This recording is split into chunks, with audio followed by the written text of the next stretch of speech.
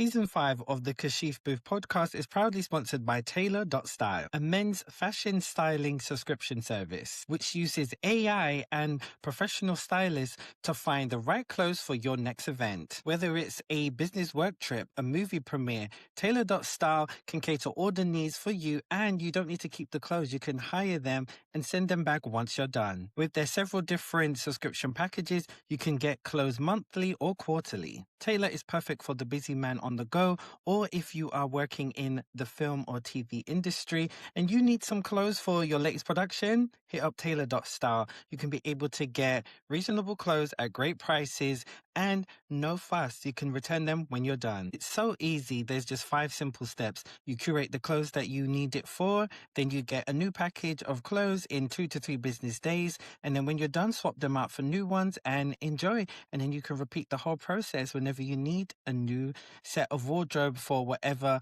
event or occasion that you're attending. Get 25% off your first monthly or quarterly plan by using Kashif at checkout or Kashif QTR. Check them out at Taylor.Style. Hey guys, and welcome to another episode of the Kashif Booth podcast. If you're new here, each week I sit down with a guest and we discuss their career so far, the highs, the lows, and what's next for them. Today's guest is Amani Roberts. He is a fractional artist manager, best-selling author, and also a DJ. Amani, welcome to the show. Thank you very much for having me, Kashif. I'm happy to be here. Thank you for joining me. I'm really excited to have this conversation with you because you reached out to me after you saw my interview with Saint Adams, where we were talking about the state of R&B music in the UK. I was saying to Saint, my interviewee, that we are really in the peak, the renaissance of Black British R&B music. It has never been this popular, and just seeing so many artists transcend internationally, especially in the US, is great. Because the last act everyone knows, which were Black and British, were Soul to Soul. And that's it. You had Mark Morrison, he had Return of the Mac, the one hit wonder. And then you've had Seal, but Seal's more pop, so Yeah. it was really good just seeing so many Black British artists like doing so well at the moment. And Flo, the R&B girl group, were nominated for a Grammy early this year.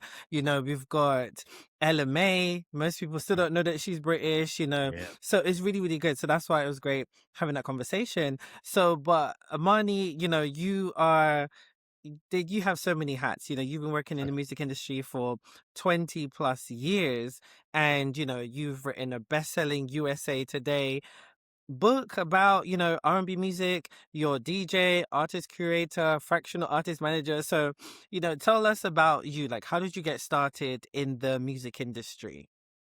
I started in the music industry as a DJ. So I was DJing, small events. Then I got to do some lounges, clubs, corporate events, continue to grow from there. Went to Scratch Academy twice, once for DJing, once for music production.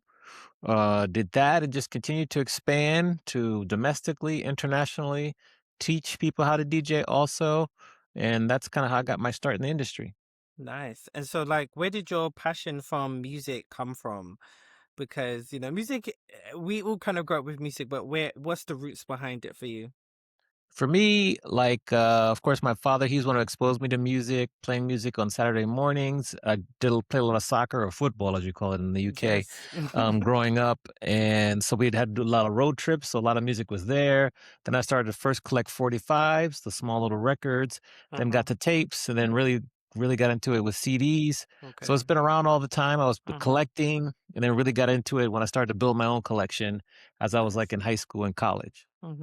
See, I definitely understand because my dad's a DJ. He's been a DJ my entire life, and he's knocking on 70. He hates that I'm always sharing his age, but he's still a DJ. Like, because like in the Caribbean culture, that's where my family's from, in Jamaica, there's like, it's called like the sound system. So that's Oh, kind yeah. of where my dad has kind of moved in, and like that started from all the way in Jamaica, and then it traveled to the UK. So my dad's been doing it since the 70s. So Mm. probably like 50 years or maybe even younger, and he's got his main audience and they still go out partying. There might be old timers. They're not with their walking sticks, but they're still there partying. Right. He puts on his own dances, curated events. He doesn't just like get booked for clubs, but like he puts on his own stuff as well. And you know, he went right up there because my uncle and my dad started this whole team together. They had a record label at one point producing dancehall reggae music, and then also even had a record shop. Yeah, so it's a legacy. I didn't fall into music. I did at one stage want to be a singer, but yeah, No, that's not, no. no, I mean, there's no pipes. your namesake, Kashif is a famous producer and singer, so you know you got that going for you. Well, fun fact, I was named after him. So Yeah, my dad loved the name, so that's how I got it. yeah. So I'm not surprised. I could yeah, tell. yeah, exactly. So, and like it's music is so impactful, so it's really great to see that follow on with you as well. I think I still kind of ended up in the creative industry. I'm also a producer, film and TV and stuff like that, so yeah, so it's really cool. So you know, you started off as a DJ and you've been doing that, but you know, where does your love from like R&B music come from? Because R&B is rooted in so much Hmm. soul and history. There's so much roots in it. So like, where does that come from? It comes from me loving a good slow jam, good Mm, ballad, listening to the Quiet Storm radio format growing up, trying to mm-hmm, figure out what song I wanted to play with to the girl that I was trying to, you know, go out on a date with. And that's really where it started mm-hmm, with the mm-hmm. slow jams and just trying to Okay. find the perfect love song. That's where it came Mm, from. mm. I mean, I have to ask, what's your favorite slow jam? Oh, well, you can't just pick one. There's so Uh, many. You can't pick one. It depends on what day it is. Like, you Okay, okay. know, let me think here. Of course, the Gap Band, Yearning for Your Love is a great Mm, one. I like Mariah Carey, Love Takes Time. mm, Mary J. Blige with KC, Do Anything. okay. Um, LTD, Love Ballad. Reasons, Earth, Wind, and Fire. I mean, we could go on and on all day. Like, I You are could keep listening to naming them. classics. You are listing the Yes. classics. Yeah, You I like are. Boot Up, LMA. That's a Mm, newer one. I think that yes, song yes, is gonna yes. go down as like probably Mm-hmm. one of the best love songs of, you know, the last 2 decades. It's Yeah. that strong. I like that Mm-hmm. one. Mm-hmm. And there are other more obscure ones. I like If I Was Your Girlfriend, Prince. Um, what else? I mean, I could just keep going on and Mm-hmm. on and on. There's so many. Gone, In Sync. Yeah. Oh, Can You Stand the Rain? New yes. Oh, Edition. yeah. Like, how much Yeah. time do we have? Well, you know what? I had to put you to the test. Since you say you love slow jams, you know, a lot of people love to say they love slow jams or a certain type of music and they just, you know, they get stumped. So, hey, Hmm. you Yeah, you you you I got passed that test. you passed that test. Okay. A plus, A plus. So like, you know, you've been in the industry for such a long time, you know, and you have moved into, you know, fraction artist management. So like, you know, tell me about that. Like, how did you fall into that? How would you go from being a DJ to being that? Yeah. So a fractional artist manager, that's someone who I will educate musicians on the music business so that they can Mm, make the best decisions possible. That's part of my program. And so I'll do my best to explain to them the royalties, digital, public performance, mechanical, work with them to build their ecosystem so they have their marketing in order, their lead magnet, they've got all the distribution, their merch, all that. So that's a fractional artist manager. Sometimes people want me to teach them. Other times, some musicians want me to teach them and do it for them. So mhm, that's kind of the role I play, depending on what we decide. That's a fractional artist manager. I really, as a music business professor at college here in the United States, I was teaching students about it, but there's just a huge knowledge gap for musicians who might not go to school, but are mhm. still in the industry. So I'm trying to fill that gap as well. Okay. Okay. That's really good. I think the business of any creative industry is so important to learn. I'm still learning more so about the business as well in film and television because, you know, you get kind of, I don't know if you agree, but like you see the glitz and glam of like being in the industry and just achieving your dreams. But then, you know, you, as we've seen so many times, and we'll probably get into this, like so many people being, you know, cut out of, you know, the deals and ended up being broke. Whereas the big execs, they're the ones making all the money, you know, and we need to understand our intellectual property and understanding and protecting our art as well, you know, and I think that's really good that you're inspiring the next generation of artists, because they need to know that, they really need to understand that. And it's so great seeing so many mainstream artists now, like going independent and actually owning their masters, and just yeah, it's good to see. So I think that's great that you're doing that. So Hmm. as a lover of music as well, you ended up writing a USA best-selling author best-selling book. Like, tell me about your book. Like, give us, the listeners, just an insight into the book. I don't want to give too much away, but Yeah. what led to you writing that as well? Yeah, the book is on the history of R&B groups, starting in the 1950s all the way to the mid 2000s. It takes each decade, starting in the 50s all the way to the 2000s, and examines the top 10 or 11 groups and the algorithm is based on record sales, Grammy nominations, Billboard Hot 100 hits, and notable performances. So there's a list of 10 or 11 per decade. It highlights their story, their Grammy nominations, their Billboard Top 100 hits. Then I give you my favorite songs, my favorite samples, and then kind of my thoughts on each group. The Hmm. last 20% of the book talks about what happened to R&B groups, why did they disappear, and what's going to happen next. And it all came from when I was in graduate school, getting my master's in music business from Berklee College of Music. This was my thesis, and I turned my thesis into a book. I love that. I want to read this book as a lover Yes. of R&B groups. Like, I need to read this. Yeah. Because Yeah. when you Get reached the out book. to me and said that, I was like, okay, I was literally adding that to my Amazon wish list. No joke. There we go. I think it's great that you wrote that book. And tell me what it felt like finding out that you made it onto the USA bestseller list. Like, were you expecting that? Like, what was that feeling like? I was not expecting it. I was that was one of my goals, but I didn't Mm-hmm. kind of think it was realistic. And it's funny because the way it works is that they announce it on Wednesday mornings. But I Okay. forgot, and I thought they announced it on Friday morning. So I went Mm-hmm. to bed on Tuesday night, and I got up on Wednesday, and I had a text from another author friend who released the book the same day. And she was like, "Congratulations, we did it." And I was confused. I was like, "What do you mean we did it? What's going on?" She said, Mm-hmm. so then she sent me the screenshot and it showed her I made number 50 on the list. I was like, "Oh my gosh, we did it." And so because I was in the top 50, Mm-hmm. the book cover, name, all the information was in the newspaper.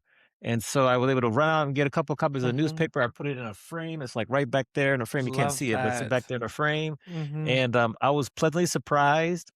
I know sometimes we pay a little too much attention to kind of metrics like this, but Mm-hmm. this one was a stretch goal and I made it. I'm happy. I'm proud. It helps me further strengthen my brand. So Mm-hmm. that's the story kind of behind that. But I was surprised because I thought it was going to be Mm-hmm. 2 days later. But I think you made such a good point, because we obviously, you want success, but I think when you go into something wanting that, that's where it's detrimental to yourself, because you're putting all of your hard work on monetary value, when Yeah. really the impact of the book and why you wrote it is more important, because when people read it, they're going to get what you Yeah. wanted out of it. And that's really always should be the goal. But congratulations anyway. That's still an Thank amazing achievement. you. It's always going to be with you. So that's Yeah. fantastic. I appreciate it. Yes. I'm Yeah, very proud. So yeah. you should. So let's get into some R&B groups. Let's start off with that. When you look at the history of R&B groups, you've obviously started. When would you say it started? Would you say that it did start from the 1950s, like in your book, or did it start before that? Who would you say were like some of the early pioneers of R&B groups? So I think it did start in like the 50s, the 40s, because R&B is rooted in gospel music, soul, and that was around many, many decades before the 50s. But then R&B, like I want to look up because like R&B kind of started back then. And then I think in the 50s it got big. Like one of the pioneers in this group was a kind of head of their times, like Frankie Lyman and the Teenagers. Mhm, And then I think, there's other groups around like the JBs. mhm, Or that's what James Brown, because James Brown, he had his own band back in the 50s, and so he was big then. And so I think he was probably one of the first ones. mm, And then from there, it just grew. So you look at like the 50s, it was kind of getting there. And then the Isley Brothers. So the mm, Isley Brothers, I think they are kind of like, first of all, I think they're one of the best groups in history because I always say this fact. People still get surprised, but they're the only group in history to have a Billboard Hot 100 hit in 6 straight decades, from the 50s to the Wow. 2000s. And I just think that they don't get enough credit as they should. They're still touring to this day, and Mm-hmm. they had their first kind of really, really big hit in the 1959. It was Shout, and they morphed from like kind of a rockish band to more R&B. So I think James Brown's band early on, the Isley Brothers, and then I think Frankie Lyman and the Teeners were another big group. They were probably ahead of their time also. Mm-hmm. And then what about in terms of like girl groups? When did Uh, you feel like that shaped into, what it is that we know today? Obviously, we have the Supremes, but there was so many girl groups at yeah, that time, but the Supremes just ended up being, yeah. catastrophic. So They yeah. they were the '60s. I think the Chantels was probably one of the first ones in the '50s. I Mm-hmm. covered them in the book. They're the one that comes to mind, that one of the first ones. There were other smaller ones, but the Chantels actually had some good commercial success. Mm-hmm. So they were kind of first, but the Supremes kind of set they're like the model for how a female group would kind of be successful throughout the decades. And then, in the '70s, the Supremes, well, Diana Ross kind of left the early '70s. So female groups were a little bit light in the '70s, but then the '80s and '90s came back very strong. So who would you say in the 80s were really a strong girl group? Because to me, like when I think about the 80s, I think of more like the white pop girl groups. Like, it felt like, obviously you're the historian, but it felt like in the 90s, that's when black R&B girl groups resurfaced. And, that's when you had TLC and Yeah. SWV, Escape, Destiny's Child, 702, Black. Like there's so many. So what Mhm. would you say happened in the 80s? The '80s, you had Climax. Climax was a big Okay. all-girls group because they had the Mm-hmm. band. They produced a lot of their music. They were the big one for the '80s, Okay. in terms of all female, and they had a female band. So they're the Mm-hmm. ones I looked to in the '80s that were really, really big, and they Mm-hmm. were probably the only one. Lisa and the Cult Jam, Oh but they weren't all yes. females. They had a lead Mm-hmm. singer, Lisa, mostly in full force, but I count them as R&B too. They're Mm-hmm. another one with just a female lead singer, but Climax is the one that's like Okay. there. Mm-hmm. So why do you think that in the 90s that really became the peak of R&B girl groups? Because like I just said, I listed about what, seven? Yeah. You know, like girl Yeah. groups who really just came full force. Like, why do you think there was such a big shift? Especially with girl groups, but also like with what do you think about boy bands as well? Right. Why do you feel like that kind of shifted then? I think it was just a combination of videos. It was like peak videos in terms of Mm-hmm. MTV, so you could see them. There was the onset of hip hop, and so people were a little bit more open. I think it just was timing. Like Mm-hmm. the industry was going towards the kind of the model that was really dominant in the '90s. You had other major producers that were really able to produce and create these female groups that did well. I mean, you listed a bunch like SWV, TLC, In Vogue is another one that gets forgotten. Yes, of Also, course. they Yes. were phenomenal, great groups. So all these Mm-hmm. groups that were in the '90s, you said Black, 702, but they didn't really get the hits like some of the other groups did. It's just Mm-hmm. kind of like it was developing. It kind of took a lull in the '80s, and in the '90s, it just kind Mm-hmm. of came strong. The boy groups also, Boys to Men, obviously, Mm-hmm. Jodeci, New Mint edition. Condition, New Edition, I give credit the '80s because they were really starting in the Mm-hmm. early '80s, but Yeah, then from true. there, you had Belle Biv DeVoe, which was big in the Mm-hmm. '90s as Exactly. well. So that was just was the timing. It kinda Mm-hmm. built up momentum through the '80s, and then you had a lot of, like, strong producers that were able to get them Mm-hmm. airplay, sales, leading concerts, and it was kind of the perfect storm in the '90s. Mm-hmm. Mm-hmm. And going back a bit, so we spoke about the Isley Brothers, and then also we got to mention obviously Jackson 5, Mhm. and then also it's gone from my head, the Temptations, Yep. obviously that was still mainly through in the 60s and in the 60s and '70s. 70s as Mhm. well. So then what happened to black R&B boy bands in the 80s? Yes, we The had '80s. New Edition, but like, Yeah. would you say, because when I had my previous episode about R&B music, we were kind of discussing about how we really feel like the R&B sound really was curated in the 80s. What do you think about that? The sound maybe was curated in the '80s. It took a while for it to hit the mainstream. Like, yeah, Atlantic Stars, another good group that really kinda came out in the Mhm. '80s.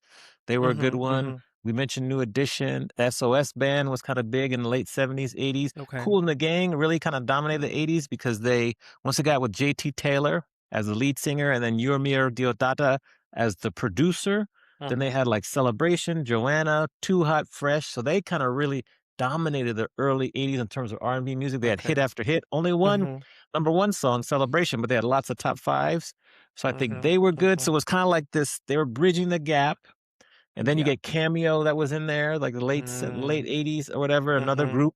So it was just they were still strong and it was still Mhm. going on. It just wasn't really as popular. But then radio kind of adopted it. The format got to be bigger. So then in the '90s, Mhm. it just kind of hit. But those were some groups that were dominating in the '80s and did Okay. very well commercially. But I did note, like in the '80s, I'm trying to remember. Someone will fact check me. Roger and Zapp's another from the '80s. Like, I don't know if there was any R&B group in the '80s that won a Grammy. I think there was a lull then. And I Mhm. have to go back and check my notes in the book, but I know that there Mhm. was a lull. I noticed the '60s were strong, the '70s were Mhm. very strong, the Mm. '80s kind of hit a little bit of a lull, then the Yeah. '90s came back very Mhm. strong.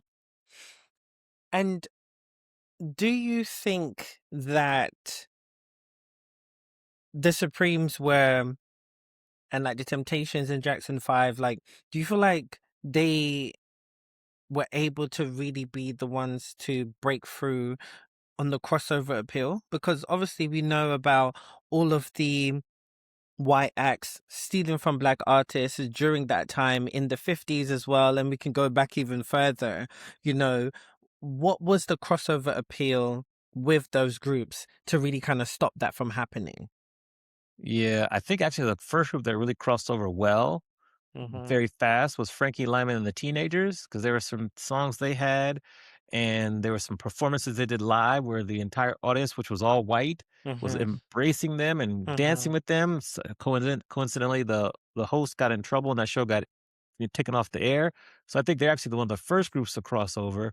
And then I would think like Mhm. the Supremes, just the style, the way the songs are built, very easy to sing along about Mhm. love, about experiences that people experience no matter what race they are, no matter what demographic they are from.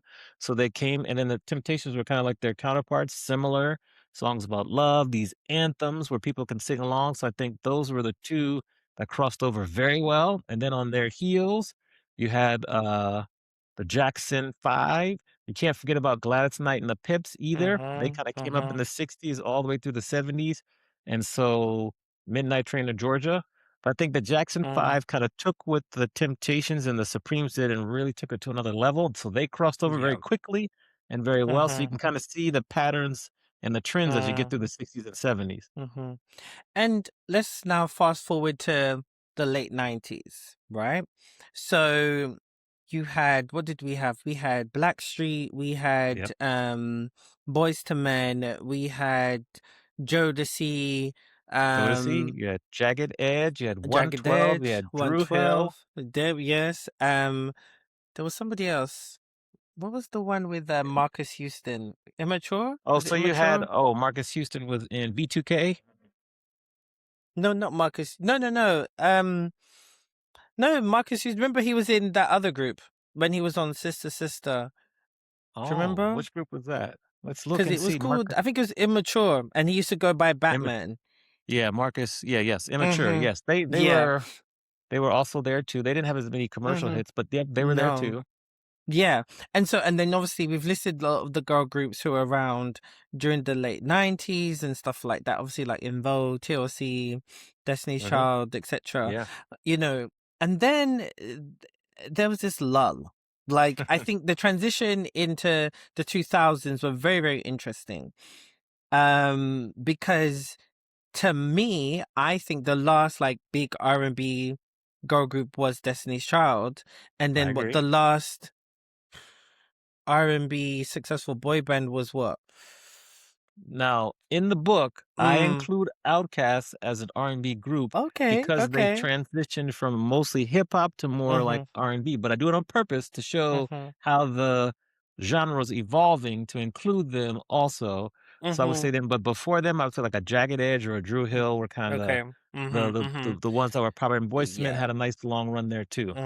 Yeah. And up until recently, I mean, I personally still class them as having the last number one by a girl group, because Destiny's Child were the last girl group to have a number one single, which was like 25 years. But then Yeah. they claim that the Netflix film, which had the K-pop Oh, animation thing, the Demon yeah, they Hunters. said because that went to number one. They're like, oh, they're the first girl group since Destiny's Child.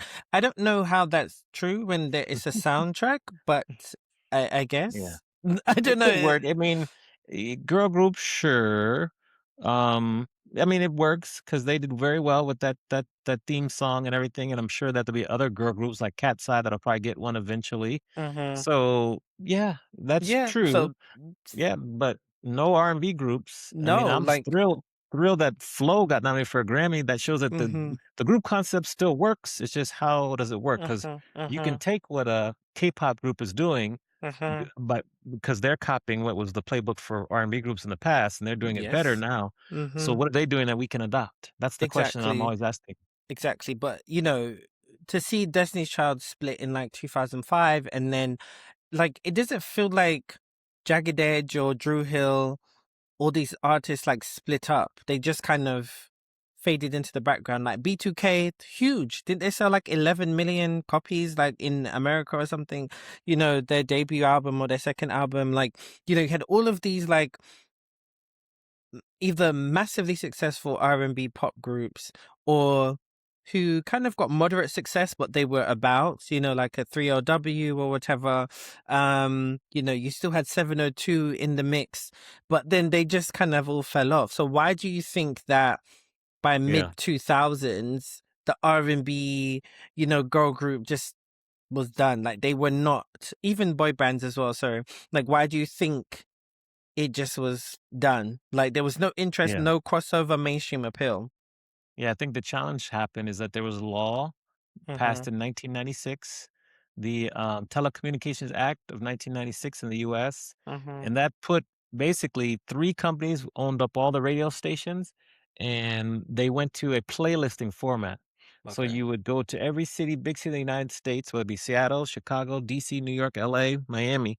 You would basically hear the same songs on the radio, and Mhm. they made a decision, you know, that they didn't really put R&B groups on the radio as much anymore. They kind of shifted to more EDM, they shifted Mhm. to other genres, and so there just became more competition, more noise, and our R&B group like a B2K didn't cross over nearly as well as like a Boyz II Men or Mhm. a Destiny's Child, so they weren't on the Billboard Hot 100 charts as Mhm. high as some of those. They were on the R&B charts, but not the Mhm. Billboard Hot 100. And my whole point in the book, why I included Billboard Hot 100, is this shows you the power of the groups, and they were crossing over to the main charts that had country, rap, pop, rock Mm. all on it. They were Mm. doing well.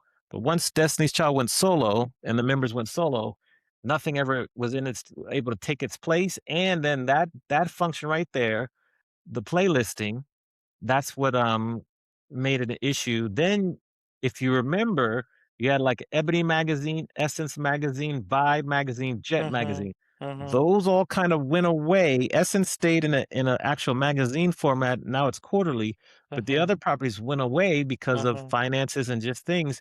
That was the primary promotional earned media model for these Mhm. groups. It Mhm. disappears. So you're losing Mhm. 8,000,000, almost 9,000,000 Right. monthly subscribers are gone. That's a problem. Mhm. So, and then there are other reasons too. Hip hop Okay. got to be really big. EDM music got to be larger. The musical recession shifted record companies' focus to from groups to more singular acts because it's more cheaper, easier to promote, easier to kind of organize. Then Yeah. you had social media, which became very individual too. So there's a whole bunch of things that happened that really caused things to kind of fall off, in my Mhm. opinion, based on my Mhm. research. Okay. Because I see a lot of conversation that they just say groups are expensive. They're just really expensive to have, 3, 4. I mean, Cat's Eye has 6. Well, maybe only 5 because we don't know about Mano. She, she might be leaving. She might be coming back. Who Right, knows what's going on with that? But right. it wouldn't be a girl group without any drama. But they say it's very expensive Well, to have a group on your label, and uh, you obviously can confirm this more than I can, but it's just like they're not putting enough money and artist development into oh, artists yeah. anymore, so it's not the same. But you still got like Pussycat Dolls, who were big for, I guess, a little bit, but The then that 2010s, yeah, but then 2010s, that yeah. was just Nicole Scherzinger. Like that was just Mhm. trying to push her to the mainstream. You had Cherish. They had like a couple hits here and there. Um, who else? See, they say groups are expensive, but K-pop's Hmm. doing it well. So what are they doing that we don't know about? Because Exactly. K-pop Big groups are doing Bang, well. all of Yeah, Blackpink, like, and yeah. that's just them. BTS. Like, there's Yeah, so many. yeah. Like they have been doing it even before K-pop crossed over to Western world. Like one of my best friends, she's been heavily into K-pop. I went to a K-pop concert back in 2012. Okay. They came to London. They had sold out Wembley Arena like three, Yeah, 4 nights. This was in yeah, 2012, yeah. okay? And this was a boy band, okay? Like Uh-huh. this was before all of that, before Gangnam Style, all that. So like it's always been there, but in their market, it's been fine. They've never felt the need to Yeah. expand to the Western world. So why Right, is it work there, but it's not right. working, That's a good question. you know? That's a good question. That's the one we need to research and analyze Hmm. because they're doing something right. And so what is Exactly. it? Yeah. Exactly. Exactly. And it's just very interesting because I think that's what's missing from the music industry at the moment. I think R&B music especially is in a weird space. I don't know, Mhm. me personally, I think there was a huge shift to me in like what the early 2010s when it came to Uh-huh. R&B music, where I think they were trying to, like you said, hip hop became really popular. At one stage it was the number one genre of music in the US and globally, but now it's really, its peak is gone. Like, Right. barely any hip hop songs are going to the top 10 now. And I felt like R&B was trying to play catch up a lot, and there was such a shift in the type of music that was being made. And I think, in my opinion, I feel like it alienated some audiences and alienated what would be deemed as crossover appeal. What I Yeah. mean by that is, I think when they became a lot more profanity in music, swearing and use of the N word, in so much R&B music. Yeah, we're used to that in like, hip hop, but like R&B, it shifted. And I think then it got stuck in this lull, and then we're still trying to break it out of that. But what's your thoughts on like the state of R&B and where it's kind of gone, and where did you notice the shift happening? Yeah, I think R&B music is definitely still alive, doing well. I think you have a lot of singular artists, whether it be SZA, her, Mhm. Luke James, Jasmine Sullivan, and some more newer artists that are doing quite well. PJ Morton. I Mhm. just think that you do make a good point in terms of some of the lyrics may be a little bit tougher for mainstream radio to play. Maybe, Mhm. maybe I would say. I do think that the hit songs of today, you hear R&B roots in them, whether they be through interpolations, through Mhm. Mhm. sampling, through some of the lyrics, the producers, because most times a lot of the hit songs from today are using R&B producers behind them. Mhm. So I just think Mhm. it's in a different state. I definitely don't think like it's definitely not dead. It's just it takes you a Mhm. little long. You have to do a little research to find it. It's not on True. popular radio as much as it Mhm. is, but radio is changing too because Mhm. nowadays radio will play a hit after it's a hit, whereas in the past you would have to hear it first on the radio, and so Mhm. it's so I want to say like fragmented that you really have to Mhm. search for it, and it's just harder to consume. It's harder to discover than it was before because it was all Yes. around. And I just Mhm. think that we have some strong artists that are there and they're selling out stadiums too. You Mhm. have Usher and Chris Mhm. Brown who are selling out stadiums. You have Monica and Brandon that are selling out stadiums. SZA is going Mhm. to go on arena or stadium tour. Mhm. So they're there. It's happening. It's just not talked about a lot. Mhm. So we have to figure out how to get more PR, more people Mhm. talking about it and seeing all the good things that are happening. It's just not Mhm. talked about as much as other genres. Yes, I agree. But do you think racism plays a big part into this? Because, a lot of people argue that the peak of R&B was in the 90s, and a lot of people are very nostalgic for the 90s and I keep trying to recreate that. That's why they keep sampling music from the 90s, because it was the golden era. Or do you think that there needs to be more original creativity at the So moment? I wouldn't say racism is a reason for that. I don't think Mhm. that's true at all. I just think that your last point, like there has to be more creativity in terms of promoting it. Mhm. Getting more songs placed in TV shows, films, video games, because that's kind of Mhm. how people discover music. I just Yeah. think it's going about different ways to promote the Mhm. genre, promote the music to replace what had worked in the past. Because what worked in the '90s does not work now. So, what can Mhm. R&B as a genre do to stay top of mind, to stay in front of people's Mhm. faces, and hear and in their ears more consistently, Mhm. and that will help it cross over even more. Because Mhm. it's doing well, it's just kind of getting more of the public eye. So that's Yes. kind of what I think about that. Mhm. But then I really agree with that because I don't agree it's like racism or anything like that. But you see a lot of people bring that up, but I don't think that's it. I think the music just has to be good. Look at Kaylani getting the Yes, biggest hit of her career, what, folded. almost a decade into her career. Folded is a Yeah, great song. And her that's album I thought it was really great body of work. yeah. It just has to be a hit song, a well written song, and it will catch Yes. on. But, like, with Hmm. Kehlani, like, that's her 4th this is her 3rd or 4th album, I wanna say. Yeah, yeah. I Like, think it's her most of the fourth. time Yeah. 4th album, they don't even give Hmm. artists 2 albums. She got Hmm. to her 4th album, and then Hmm. she has her signature hit now. Folded is like that is like Yeah. a signature hit, Grammy award Hmm. winning on her Yeah. 4th album. Most Yeah. of the time, record labels don't even let an artist get to their Hmm. 4th album, let alone their 2nd. So, Exactly.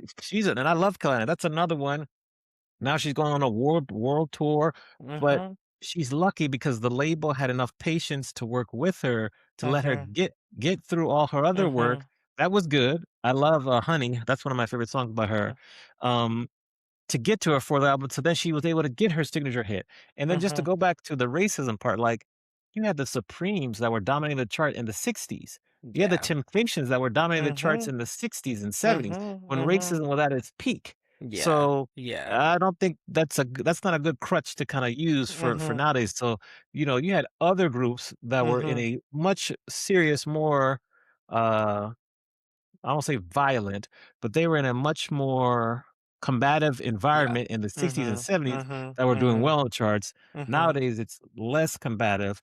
Yeah. Still there though. Hmm. So that's what I wanna just kinda tie that bow on the racism question. But yeah, Kalani is No, a good no, it's a example, very good but point. like the label gave her time to grow into her Mhm, sound and thing, and then she mhm. got this hit Folded that's Yeah. gonna go down Mhm. as probably one of her biggest hits of her career. Oh, yeah. That to me will be probably a classic. Like it Yes. really is. I think it will Yes. be. It's gonna be go down as one of the best from this decade as well. Yeah. Yeah, 100%. But what do you think about also the conversation about where uh, a lot of people or the industry will push non-black artists or racially ambiguous artists who are singing R&B music over black artists. Like, what do you think of that conversation? Because it comes up quite a lot, and that's why I wanted to ask you about the racism. Like, what's your thoughts on that? Because you've got like a Bruno Mars, you've had a Justin Timberlake, you've also got, what was it, Jack Harlow releasing an R&B album which nobody cared about. Like, what's your thoughts on that as well? I think this has been happening forever. Like, go back to look at Elvis. Like, Mm, Elvis got big off of like R&B music, black yeah. music, and he got Mm-hmm. big. So it's been happening forever. I think nowadays the consumers are smart enough to be able to determine which one is authentic, which one is not. Mm-hmm. But we live in such a melting pot in the world. Like that's bound to happen. Like Mhm. they're probably having the same conversations in country. Like, well, who are all these African American artists and Black artists trying to take over country? Yeah. Same thing. Mhm. I mean, but Mhm. we've had, we have a category. It's called Blue Eyed Soul. You have your Tina Marie's, your Michael Yeah. McDonald's, you Mhm. have your Robin Thicke's, even Mhm. David Bowie, was Yeah. considered the same way. So this is Mhm. nothing new. This is Mhm. nothing new. Mhm. And that's a tribute. They love the music so much they want to sing it. Taylor Dane, that's a Yeah. R&B singer right there. Mhm. Mhm. Like, Mhm. so it's been happening for a long time. It will never stop.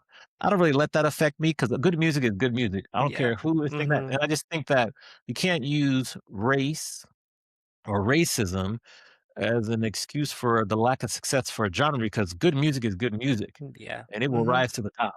I agree because look at Coco Jones. Like, "I See You" is a brilliant song, and she deserved that Grammy. Like, I think the way how, like you said before already in our conversation, the way music is consumed now is completely different. Yeah. And I think the metrics of chart success on the Billboard Hot 100 isn't the same how it used to be 20 years ago. There's no way Coco Jones would still be signed Right. if she only had a song that hits number 60 something on the Billboard Hot 100. But Yeah. that was a huge R&B hit. It Mhm. charted, it crossed over. She had a remix with Justin Timberlake. Like, do you get what I mean? So Yeah. it's completely different. It's even like with Flow, like what we was discussing, like they still haven't received quote unquote mainstream success, but they've garnered enough Yeah. attention that they're able to go on world sold out tours, like you Yeah. get what I Flo, mean? So it's Flo, completely different. Flow's success is coming. Like they got the Grammy Mm-hmm. nomination. Like they're on their Mm-hmm. upward trajectory. They're coming, and Yeah, that's good. It's just they gotta stick with it. Put out I more agree. music. A Mm-hmm. lot of times, Mm-hmm. if you look at some past artists, they would maybe, well, it depends. Sometimes artists like Jodeci's first album, Mm-hmm. classic. Boyz Mm-hmm. II Men, Cooley High Harmony, first album, classic. That one is nearing diamond status. They are the only male R&B group in history to have a diamond status album that's 10 Mm-hmm. million units sold or more. That Mm-hmm. was for, I think it's for two, the number two. Mm-hmm. But a lot of the groups we love, their first album hit it big. Yeah. Mm-hmm. Nowadays, it takes you the second, third, maybe even the fourth album, like a Mm-hmm. Kalani, to really have Mm-hmm. that signature hit. It takes time, and there's no patience anymore in the industry. So a lot of groups Mm-hmm. that could be good, they Mm-hmm. just get shelved before they can even get there. And Yeah. individual artists, and Yeah. it doesn't matter whether the individual artist is black or white, they Mm-hmm. all get Mm-hmm. shelved. They Mm-hmm. all get shelved. So it's just Yeah. there's no more. There's a lack of patience in the industry, in my opinion. I agree. It feels like they just want you to have the fan base and everything ready. And it's like, that's not how it goes. It's Yeah. everything is so algorithm based. Like we consume everything on our phones. So I'm still discovering new artists all the time. I'm like, oh, who's this? Okay, I need to check. And then you see they've released a whole body of work for like the past 5, 6 years. So and I don't listen to the radio. I Mhm. don't listen to the radio anymore. I haven't listened to the radio since, yeah. Yeah, I can't and even give you a time. that's the challenge is people are Mm-hmm. used to you wanna get a radio hit, but nowadays, Mm-hmm. you really you gotta get on the right playlist, even that's not completely pure, you gotta get the proper Mm-hmm. influencers, it's a completely different game, but Exactly. a Mm-hmm. great song will always rise to the top. I agree. I agree. I agree. But I did want to ask you, with following on about the conversation about radio, I know that when you look at the Billboard Hot 100, like how the metrics of a song's success is, I know they've taken away streaming numbers from music videos now off YouTube. I know YouTube, yes, yeah, yes. I know they've taken that away, but it's still like Spotify, Apple Music, whatever, and then also radio airplay and Mhm. actual physical sales. So do you feel like radio airplay should still be included in the metrics of a Hot 100 because of just how, like you said, like sometimes a song's already reached its peak and then radio starts Okay. playing it, and so then that's when it ends up staying in the top 10 for like 6 months. Yeah, Look at yeah, Shabuzi's song. That song was like number one in top 10 for like almost a year, and it had yeah, already passed its popularity, but it was just still being played on the radio. So yeah, what's your yeah. thoughts on that? I think radio should still be counted, yes, I think we Okay. kind of we forget that all the amount of people that don't have devices where they stream from, or Mhm. they were primarily listening in their cars and maybe they don't have their Mhm. phones connected. Like a lot of us are like, we're used to connecting to our car through Bluetooth and streaming, but there's Mhm. so many people out there that don't have Mhm. that. Okay. And so they should be included, and their listening metrics and numbers should be included too. Mhm. And I think that that's my students. A lot of my students learn and hear music they love or related to 10 or 15 years ago because they Mhm. heard it on the radio when their parents were driving to school. Mm. Mhm. And so I think Mhm. it's still a legitimate force in the industry. It's just a little different, but Mhm. absolutely it should be included. Yes. Okay. Mhm. And speaking on that, where you said about, being in the car, listening to the radio with their parents and they're hearing a song that's like 10 to 15 years old, do you think that certain legacy artists are kind of being forgotten? And what I mean by that is, younger generation, coming up, they're not knowing about all these pioneers because of how we consume music predominantly is just through, okay, we're going on streaming, it's playlisting, and it's all new artists or undiscovered artists, Yeah. because like growing up, I was able to see a Whitney Houston. I always remember my earliest memory of her was the Waiting to Exhale soundtrack, Oh Exhale yeah. Shoot. That was Yeah. my Shoot, introduction shoot. to Whitney Houston. Ooh, okay. That's Okay. what I remember. I You're was so really young. young. You're so Yeah, young. but that was my introduction to her. Like, and then my introduction to Michael Jackson, I remember was probably around, what was it, Scream, around that time. Ooh, That was my okay. introduction. But then I really got into him when Invincible came out, because I was about just hitting 10, Okay. so, You Rock My World was always on MTV. So I was watching it, and then you just learn all about who they Yeah. are. Do you get what I mean? So it's like now, unless like I'm introducing artists to like my younger relatives or whatever, they won't know. So like, do you think the art of like discovering artists who really paved the way has changed? And do you feel like there's like a threat of, their legacy kind of being forgotten? So I don't think there's a thread because nowadays people discover music differently, but you'll Mm-hmm. still get the legacy artists in there. For Mm-hmm. example, you'll have they love to watch their Netflix shows. So the Mm, shows on Netflix that have placements from these legacy artists are like, ooh, mm, who's this? What's this? I okay. thought it was this current artist that remade that. No, Mm-hmm. that's the original. Mm, Also, they find their information through video games. So video games, they'll have lots of legacy acts and artists in there also. mm-hmm. Movies about anything will Mm-hmm. always have legacy acts placed in them too. So whereas they might not be listening to the radio and hearing legacy acts, they're going to Mm-hmm. be seeing them on the TV commercials. Okay. Think about the TV commercials and Mm, the best commercial from the Super Bowl was the Bon Jovi commercial with the yes. insurance people. They Mm-hmm. found out about Mm-hmm. Bon Jovi there. You Mm-hmm. go and you have these shows on Netflix. I'm trying to think of a popular one, and they have all these legacy acts. Look at Running Up That Hill from Stranger Yes. Things. Mm-hmm. That song is 35, 40 years old almost, Yeah. and Yeah. that was discovered Mm-hmm. through Stranger Things. So that Mm-hmm. just showed Mm-hmm. you that you discover these, and it was on the top charts, and now they forget like for Yeah. weeks, Mm-hmm. months. Mm-hmm. So whereas radio used to be able to play the legacy artists and help people discover them, nowadays it's through Mm-hmm. video games, commercials, TV shows, Mm-hmm. movies, and that's where people are discovering these acts. They think Mm-hmm. they're new, but they're really legacy. Mm-hmm. And then they'll go to streaming and find them, and Mm-hmm. then they'll go other Mm-hmm. places, Mm-hmm. or they'll find out that someone is singing a cover of a song. I just heard a Miley Cyrus song. She sampled "Edge of 17" Oh by yes. Stevie by Nicks. by Mm-hmm. Stevie Nicks, and Mm-hmm. people are like, "Oh, is that an original by Molly?" No, no, no. She credits Stevie Nicks do that. Yeah. Beyonce on her country album, she redid Jolene with Dolly Mm-hmm. Parton. So you Yeah. just see how it's Mm-hmm. happening, and then people are like, "Ooh, who's Dolly Parton?" Well, she's Mm-hmm. like a legend. So let's Yeah. do more Yeah. research. So Mm-hmm. you'll Mm-hmm. see how it's just different ways where the Mm, legacy acts are getting there, but they're still there, and mm-hmm. they can still sell out arenas, Yes, smaller it's true. amphitheaters. Mm-hmm. So they're still selling out shows and doing their tours and everything. It might not be at Wembley, but it's Mm, still at some decent arenas and things. yeah. And you'll notice that a lot of legacy acts of all genres will come and do residencies like at a place like Vegas. Like we just had Yeah. No Doubt. They had a residency at the Sphere. They did Oh, that. okay. Yeah. Backstreet Boys, Mm-hmm. residency at the Sphere. So you're Mm-hmm. seeing these legacy acts are doing different things to still stay quite Mm-hmm. relevant Mm. as well. No, Really good points. Really good points. I love that. Love that. Love that. So you know it's great having you on the show because I've had so many questions. Like I've wanted to ask people who work in the music industry, why are so many artists selling their catalogs? Why do you Oh, think they're doing that? yes, yes. Great question. Great question. And it's artists, The Weeknd, Mm-hmm. Justin Bieber, Bob Dylan, Bruce Springsteen. It doesn't matter what genre. Yeah. They want to get the value of the catalogs while they're still here, Mm-hmm. Mm-hmm. or maybe they have some expenses they want to do. It's a new trend. It's something Mm-hmm. we have to watch because like Justin Bieber sold his catalog, but he's still creating new music.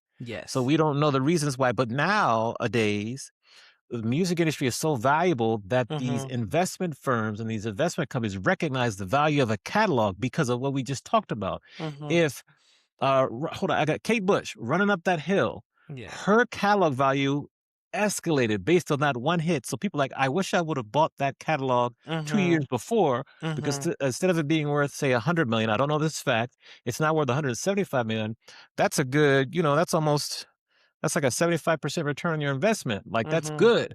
So Mm-hmm. they're viewing these catalogs as like stocks. Yeah. And the more Mm-hmm. the artist is performing and creating new music and making appearances, even in the news, it's helping the catalog Mm-hmm. rise. Mm-hmm. So I think that's just what. And so on the artist end, you have to interview people and see. But what I've read, researched and read is that they just want the capital now, Mm-hmm. or they want to maybe they can sell their catalog and then they can negotiate for a new deal where they earn more of the masters.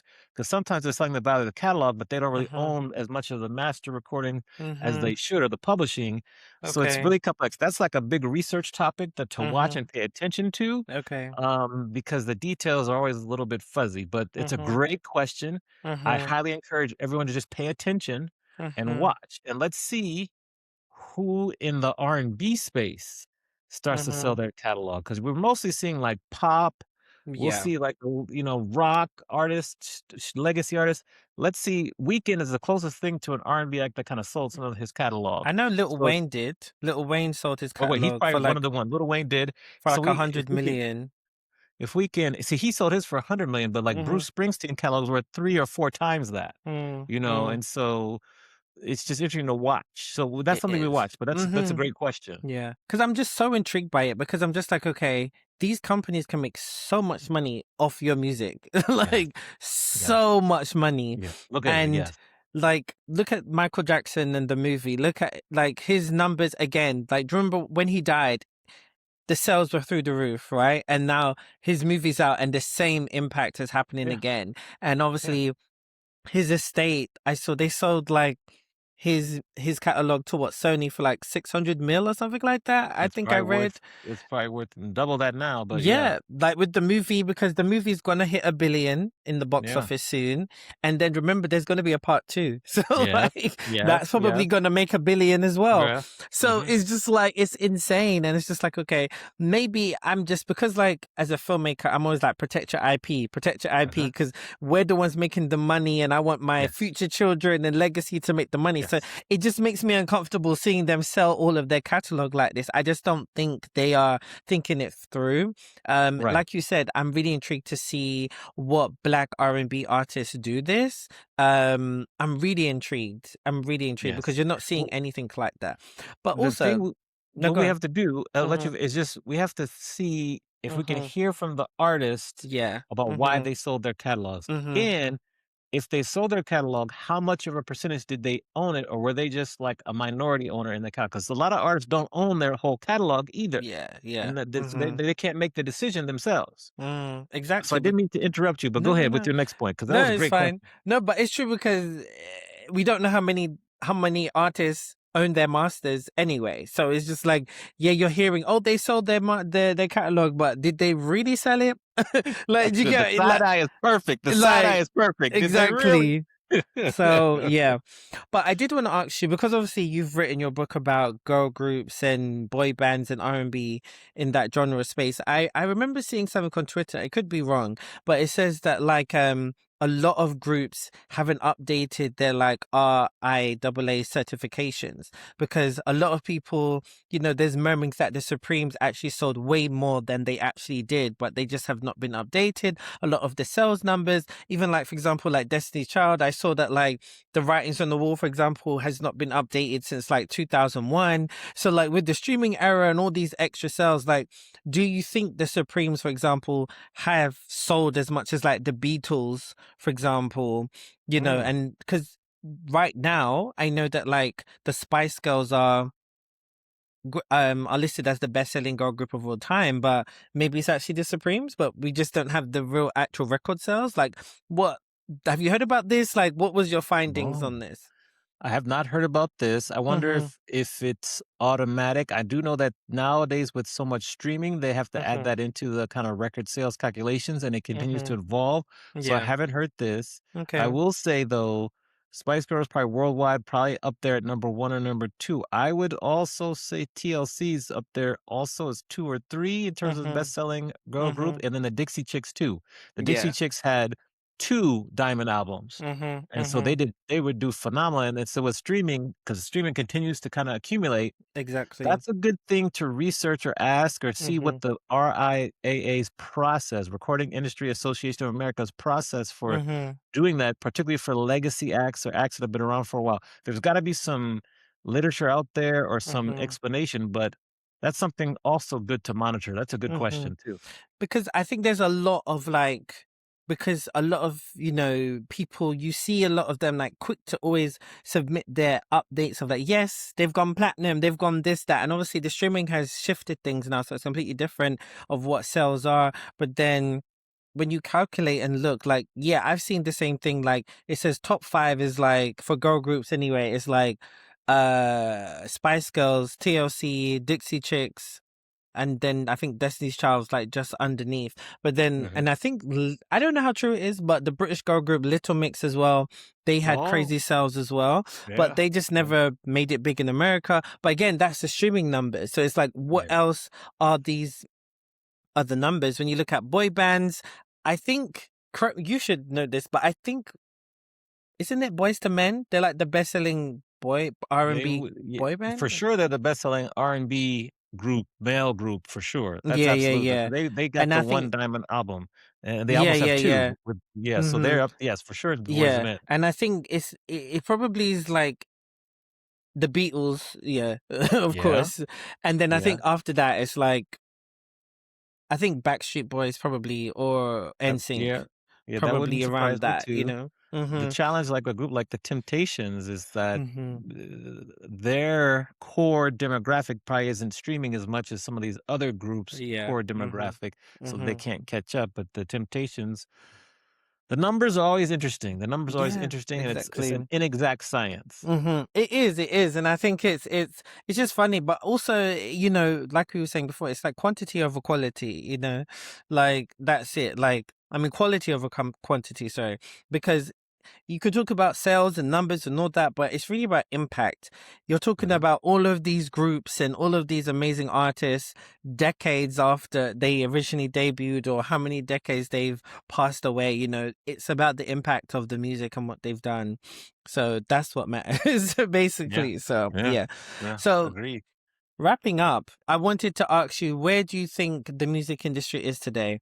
There's so much conversation about, streaming, and how artists don't make money off their music. They're making it from touring and brand deals and stuff like that. What is the state of the music industry? And is it as dire as people are making it out to be? So, the state of the music industry, I'll say a few things. Like, we're talking about streaming, but Mm-hmm. I advise my artists to view streaming like marketing. Mm-hmm. Only the top 1 or 2% are gonna make substantial revenue off of streaming. The rest of the Mm-hmm. people, the rest of artists don't. So Mm-hmm. streaming is just a way for you to get discovered. Where Mm-hmm. you'll make the money is just how you said, touring in the short term, Mm-hmm. owning your IP and your Mm-hmm. publishing for the long term, the mailbox money, and then building your own Okay. ecosystem. And what I Mm-hmm. say by that is that you will want to really, really activate your direct fan to artist platforms like a Patreon, like a Bandcamp, so that you can Okay. monetize your artwork and it comes straight to you with a smaller commission. You also can get people's email addresses. I promote this to all my artists. Grow your email list and your communities more so than you're focused on your social media numbers. I know that's important. I get it. Mhm. But the legends of MySpace goes away, you lose all your contacts. Even Mm. TikTok went away for like a day, people were freaking out. So try to own as much of your community as possible and build a community so that if you do want to get signed to a label, you Mhm. come to them with so many thousand followers, so many thousand subscribers, so many thousand followers, not followers, but people on your email list. They'll look at Mhm. the vanity metrics. You'll have that too. So many subscribers on YouTube. YouTube is a platform that's important. That's the one social Mhm. media platform I feel is probably more important, especially for musicians. So you put Mhm. up content there. Of course, you have TikTok and Instagram and all those, but email list, your fan to direct artist platforms. If you're doing a drop, you can use these newer platforms like a Even that really help. Are you collecting email numbers? Are you collecting cell phone numbers? How are you reaching fans directly? I think that's most important. Mhm. Also, on your website, do you have like a lead magnet? So if people find you on your website, do you have something to give them in exchange for their email address? Very Mhm. important. And then I think that the music industry is at a very interesting time. Of course, we have AI and all these AI music and songs that are delivered and put up on stream platforms by the day, Yeah. but that cannot replace, in my opinion, Mhm. live performances. If I'm Mhm. there sitting in front of you, I'm seeing you making eye contact with me singing, and Mhm. maybe your voice cracks when you get to a certain part of the song, or Mhm. maybe you are singing off key because you're so overwhelmed with emotions. Like that is Mhm. rare, that is Mhm. special. And remember that AI can only program and do what we program it to do. All these Exactly. ad libs, I use these two examples, like, Aretha Franklin, Respect, find out what it means to me. That's an Mhm. ad lib. That wasn't planned. That hadn't been Mhm. done before. AI can't do that. You have Jimi Hendrix, the way he played the US national anthem at Woodstock was never done before. He did Mhm. it that way, and that became Mhm. historical. So those are all live performances.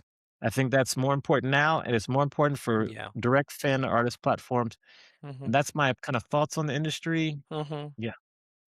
No, very good answer. And you actually touched on something quickly, AI and these, R&B artists, because like, what is it? I can't remember the AI R&B artist, but like they went to number Xavier one. Monet from Timbaland. Xavier Yeah. Monet. Yeah. Yeah. Mm-hmm. And yeah, and then it's just like, okay, like what's going on here? Like, do you feel like the threat of AI is really going to impact the music industry and artistry? So yes, it will Mm-hmm. impact the industry and artistry.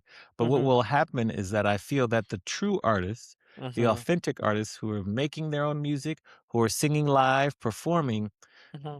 humans are gonna get to a point where they're only gonna be able to resonate with someone that's live in front of them, a live performance, not an AI Mm-hmm. performance done through a computer, all Exactly. that. I think Mm-hmm. that's the point we're gonna get to, so it just Mm-hmm. puts even more importance on being able to sing and perform live in front Mm-hmm. of people. No, it's very, very true. It's very, very true. And do you think like with how streaming is and touring and making merch and merchandise and branding and stuff like that, do you think the industry is pushing for a lot more 360 deals initially, Sure. or are they like trying to trap you in that forever and there's no renegotiation? Like what's your thought? Because that's a lot of conversation, especially a Yeah, lot of people who don't know about the music industry and how it works. There's always yeah. this conversation about, oh, these artists aren't making any money, they're in these terrible deals. Do you think the industry is doing that? Well, I think the artist has a choice. Nowadays, Mhm. artists have more so choice than ever before. But Mhm. the key is that they just need to be educated. They need to Mhm. understand if you want to sign a 360 deal, here's the benefits for you. Like the label is going to be able to get you great radio play, get you maybe placed in a movie, commercials. Like that's what's going to happen. Otherwise, you have to do it on Mhm. your own, which could take Yeah. longer. Now, Mhm. the concessions you have to make is that the label is going to own a certain portion of your IP for a certain amount of time. Mhm. 5, 10, 20, 30 years. So Mhm. you have to be comfortable with that. You have to understand that if you're making this agreement at 20, Mhm. well, you only get back your IP when you're 40 years old. Mm. And if they're going to give you $100,000 advance, you need to earn that money back for label before you can get any money in your pocket. Exactly. So you have to understand Exactly. that that is a loan. Don't go and Mhm. buy a new car, a new Mhm. house. put that money to work for you in terms of Mhm. getting your production and all that so you can make it back quickly. I Mhm. think those are the basic things that people don't Yes. really get right off the bat. Mhm. Mhm. And would you recommend to like your artists, being independent, but then having, I don't know what the term is, but like how it's kind of like distributed by a Yeah. bigger Yeah. label, like what Megan Thee Stallion has, like Mm. Victoria Monet, like so many like independent, artists have that. Would you recommend them do that more than signing to like a major record label deal? It depends what the artist wants. If they wanna be Okay. on the radio and they wanna kinda get the radio hits, they're gonna need to sign with a label because the label has the power of the machine. Mhm. If they're Mhm. comfortable for their journey to take a Mhm. longer time, then maybe they can pick an à la carte service from a label. Like, they Mhm. can pick and say, "Okay, I want the label to do my distribution. Everything Mhm. else will be with my own label, and I'll collect my Mhm. own publishing." So it depends on what the artist wants, but Okay. the key, just you have to understand everything. You gotta read the books, watch the interviews so you know, "Okay, I want this label to do my distribution. I want Mhm. this part of the label to handle my publishing, but I want this certain percentage. I only want an admin deal. I don't want a Mhm. co-publishing deal. But Mhm. oh, if I really focus on getting my music placed in movies and TV shows, I need to Mhm. sign a co-publishing deal so they can work my music too. So Mhm. it depends on your goals, and based on your goals, Mhm. we can decide this is what you want to do. If you just want to do it all yourself, it's going to take longer, but it's possible. So it depends. But education Mhm. is the key. Okay. Wow. No, you said it. You said it. Well, Amani, it has been amazing chatting with you about the music industry and just everything what's going on with it and the history of R&B music as well. So where can people find you? Book Yeah. you for some DJ gigs, tell us Yes, where. yes, all the things. Well, if Uh-huh. there's any musicians that are in the audience and they want to talk with me more, they have specific questions, because that's what I do. I work with artists. I have a free call, amaniexperience.com/call. Just fill that out. We'll set up a Zoom call. We can get on and talk about that. Everyone else, you can find all my stuff, amaniexperience.com. That's my website. And I think it's on the socials at Amani Experience. So that's where you find me. I'm always here to help artists learn. I have lots of resources that are free, and that's what I do. I just help artists make better business decisions. Amazing. Well, again, thank you so much for coming on the show. It's been great connecting with you as well. And yeah, I have to have you back, especially when it Yes. comes to Grammy season. I'd love to talk to you about that and the Let's go. nominations and stuff. So yeah, that would be fun. Yes. So yeah, Yes. I'll be happy to come back.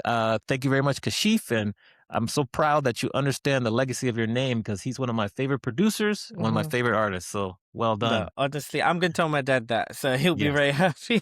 Yes. Play him the Def- clip. I love it. I Yes. will. I will actually. I will. I will. Well, thanks guys for listening. You can follow me all on my usual socials. You know them. There's a bunch of them. Stay tuned for new episodes coming soon.